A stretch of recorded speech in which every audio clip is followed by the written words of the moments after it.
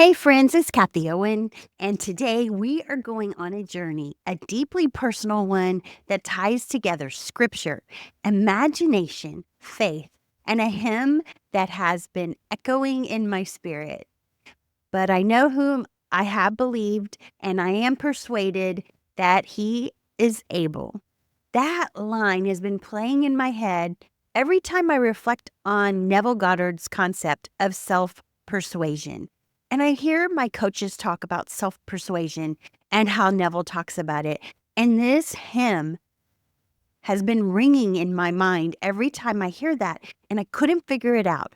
But today we're going to talk about this. And this is a reminder that we all need today more than ever. So let's start with Neville because his teachings have been a guiding light through one of my most transformative seasons of my life. Neville Goddard was a mystic, a teacher, and a pioneer in the world of manifestation.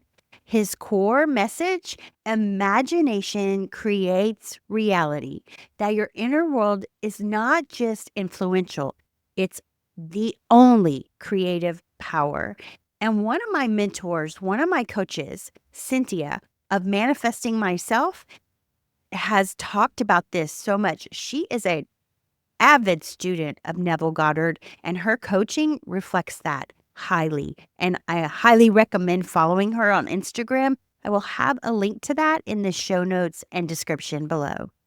But the concept of self persuasion, Neville showed us how to change our lives by changing our inner assumptions, not through force, not through hustle, but through inner conviction, through believing that what you've imagined is already real.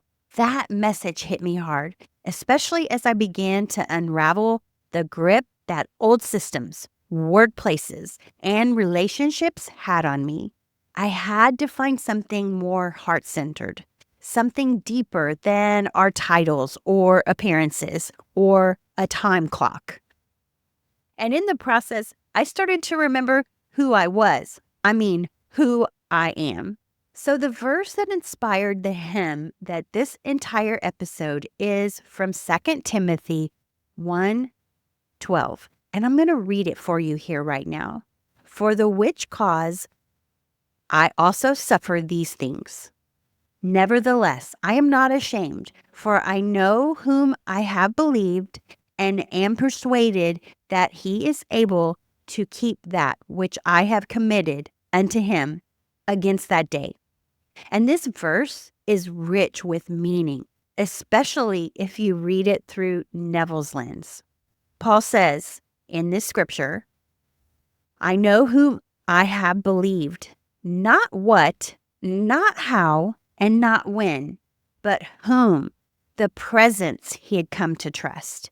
And the phrase, the good deposit, what we commit to that presence is our desire, our dream, our vision. Neville would say that you commit to your imagination will not return void. It is kept, it is unfolding, and it is already real. So Neville Goddard's insights on self-persuasion are, he taught us that imagination is the only power, not circumstance. I say that all the time. In fact, when I would sign my book, I said, let us remember, we are not our circumstances. And also, this also makes me feel good because it's not logic either. And it's not other people's opinions. Your reality flows from what you've inwardly accepted as true. And self-persuasion is key. You persist in imagining, even when the world contradicts it. You let the revision be more real than your fear. And this is what I have been practicing. As many of you know, I walked away from a job where I was silenced and actually overlooked. I stood up for myself in ways that shook me to my core, and I've been navigating change, financial unknowns, and redefining my identity. And I keep saying, I don't know how this will all unfold, but I know whom I have believed. I know the God within me. I know the voice of my intuition, and I know the power of my imagination.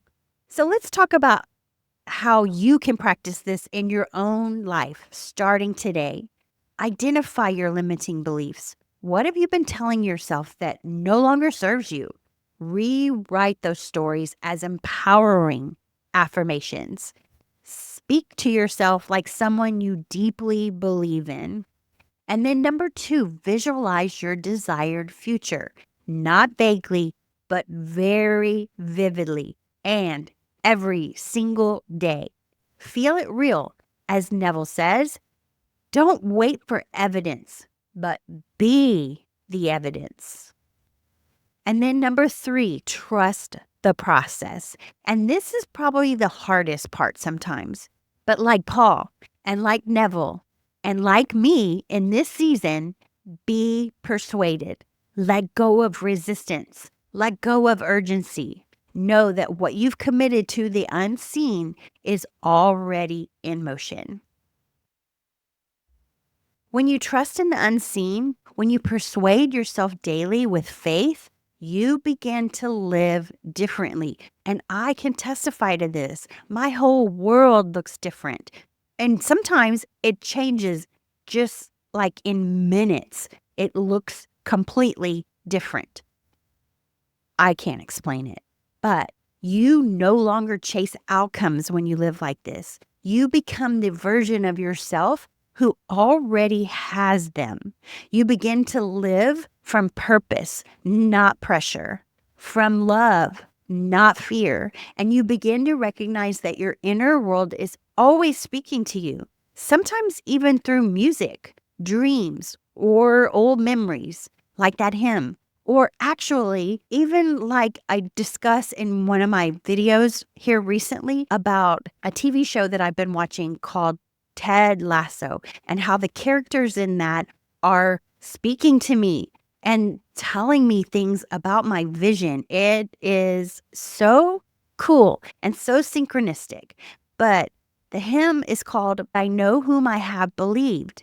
And that line has followed me like a thread back to my roots. I grew up in the Cumberland Presbyterian Church, and my fraternal grandfather had a PhD in theology, and he got his master's in theology from TCU and his PhD from SMU, and eventually became the president of the Memphis Theological Seminary back when I was a kid. And the memories I have of him are phenomenal, as well as my memories from the church and the things that I learned. But both of my boys actually went to TCU, and their father actually loved prestige because it was a private, expensive school. But me, I was always looking for something deeper. It's just in me. And I didn't want just a title or just a degree. I wanted something heart-centered, and it comes from my soul. It's soul-driven, and it's real. And I'll tell you something magical. My grandfather still shows up in my dreams. He teaches me things. He reminds me not to be afraid, and he does it with the same gentle humor he always had. And the reason I'm sharing this today is because you may be feeling lost, unsure, or stuck in a place where the future looks foggy. I've been there. And just remember, you don't need all the answers right now. You just need to know whom you've believed. The power within you. That power is within you. And the spark of the divine. That vision that came to you for a reason. So I had to call my parents the other day just to remember the name of that hymn. I couldn't remember it. And every time I'd hear self-persuasion on Neville Goddard from my coaches, or just when I was studying Neville Goddard content, I was like, that reminds me of that hymn. And I wanted to know where it came from. And I tried asking AI, but I didn't ask ChatGPT because ChatGPT would have known who it was. But my parents, I called them and they did. And they remembered it with me. And when I read the lyrics and I listened to the song, it was like God whispered, "This is who you've always been, Kathie. You have always believed, even when you didn't understand. And now it's time to live from that belief. So, my friend, what have you committed to your imagination? What dreams are you ready to trust again? Be persuaded, be bold, and know that it's already being kept. Part of the song says, I know not how the Spirit moves, convincing men of sin, revealing Jesus through the Word, creating faith in Him. But I know whom I have believed and am persuaded. All right. I invite you to do your own research on that hymn because it is phenomenal. And the story behind it is awesome as well. And it's an old hymn. And if you grew up in the church like I did and this song brings back memories, it's so awesome, right? All right. Thanks for being here today. If this message stirred something in you, please share it and let it be the nudge someone else needs to keep going. Because we're not just here to survive, we're here to create, to trust, and to live in alignment with the vision that's calling us forward. All right, I will talk to you soon, friends. And until next time, I'll see you next time. Peace out and namaste.